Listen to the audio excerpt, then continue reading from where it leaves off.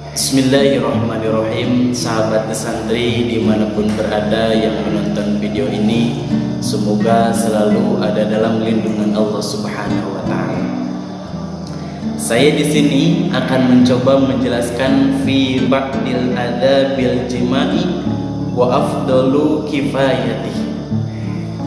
Pastinya seseorang manusia, baik wanita dan juga pria, yang sudah mencukupi umurnya dan orang tersebut menikah, pasti di dalam pernikahan tersebut ada yang dinamai berhubungan intim, ataupun istilah dalam ilmu agamanya yaitu jima. Yang harus kita ketahui, ketika seseorang akan berhubungan ataupun suami dan istri, baik di malam hari ataupun siang hari, berhubungan intim harus didasari dengan ilmu yang mumpuni. Karena kenapa? Para ulama memerintahkan ketika kita berhubungan harus didasari dengan ilmu.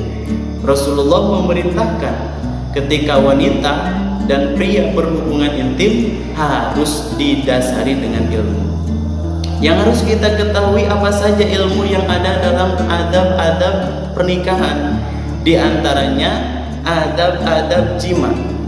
Bisa dilihat oleh teman-teman semuanya dalam kitab Qurratul Uyun Syarah Nadham Ibnu Yamun.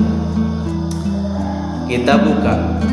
Bismillahirrahmanirrahim. Wahdar minal jima'i bisiyabi bahwa minal jahli bilartiyab. Yang pertama, adab-adab seseorang ketika akan jima itu, hindarilah berhubungan menggunakan pakaian. Jadi suami dan istri tersebut ketika akan berhubungan intim, lepaskanlah semua pakaian yang ada pada badannya.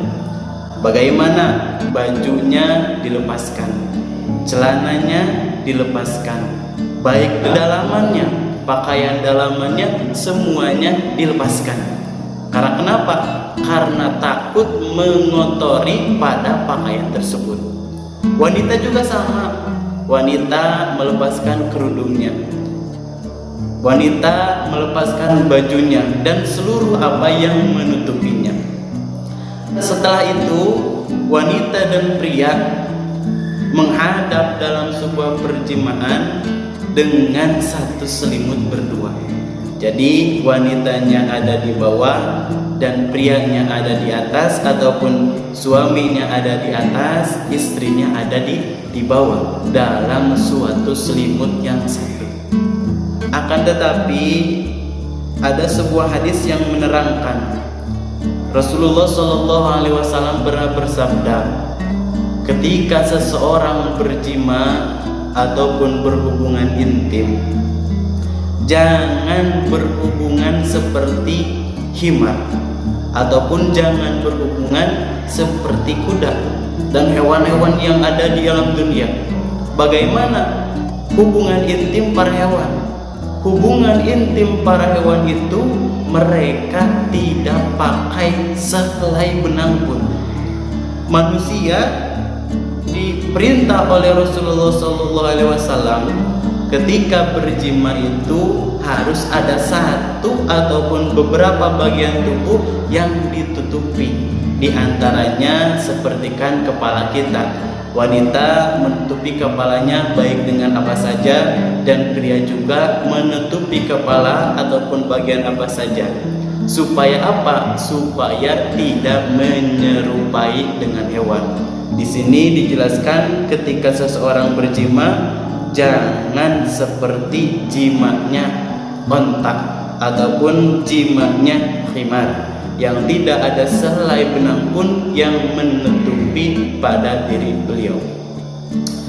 Dan juga dijelaskan bahwa minal jahli bilartiyabin, orang-orang yang melakukan jima akan tetapi mereka melakukan jimanya memakai pakaian, mereka itu termasuk orang-orang yang bodoh. Dan dijelaskan di sini ada faidatun, ada dua faidah yang menjelaskan seseorang ketika melakukan jima harus tanpa pakaian. Karena kenapa? Yang pertama, akan membuat diri itu menjadi luasa. Ketika seseorang berhubungan intim menggunakan pakaian, takut pakaian tersebut akan menghalanginya. Ketika pakaian itu menghalanginya, akan membuat kesenangan itu terganggu. Jadi lepaskan saja. Yang kedua, kenapa harus memakai ataupun harus melepaskan pakaian? Supaya tidak mengotorinya. Harus melepaskan pakaian dan menyimpannya dengan baik. Jadi di sini dijelaskan bahwa seseorang ketika akan berhubungan intim, hindarilah berhubungan itu menggunakan pakaian. Yang kedua, wa mu'anikun mubasyiran muqabbalan bi ghairu ainaiha fahaqa waqbala. Ketika seseorang berhubungan intim ataupun bersenggama, pastinya jangan terburu-buru, jangan langsung pada intinya, harus ada muqaddimahnya terlebih dahulu. Di antaranya bercumbu dengan istri, mencium kepalanya, mencium pipinya, mencium bagian-bagian mana saja. Akan tetapi dikecualikan. Apa yang dikecualikan ketika seseorang berhubungan intim itu? Jangan mencium pada mata. Jadi manusia ataupun suami dan istri ketika melakukan jima itu jangan sampai mencium pada mata.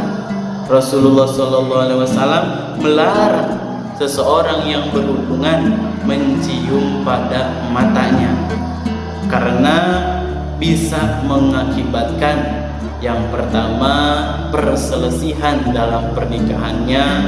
Bisa saja karena suaminya mencium wanita, mencium matanya, akan mengakibatkan pernikahan tersebut bercerai-berai. Jadi jangan sampai seseorang yang melakukan hubungan intim mencium pada matanya. Mencium mana saja, baik kepalanya, baik hidungnya, baik pipinya, baik dengan bibir dan semuanya. Merangkulnya dengan mesra, menciumnya dengan mesra, memegangnya dengan mesra, supaya terjalin perhubungan yang mesra dan menjadikan suami dan istri menjadi rumah tangga yang sakinah, mawaddah, warahmah. Jadi seperti itu adab-adab seseorang sebelum melakukan hubungan intim ataupun bersenggama. Sekian dari saya. Wassalamualaikum warahmatullahi wabarakatuh.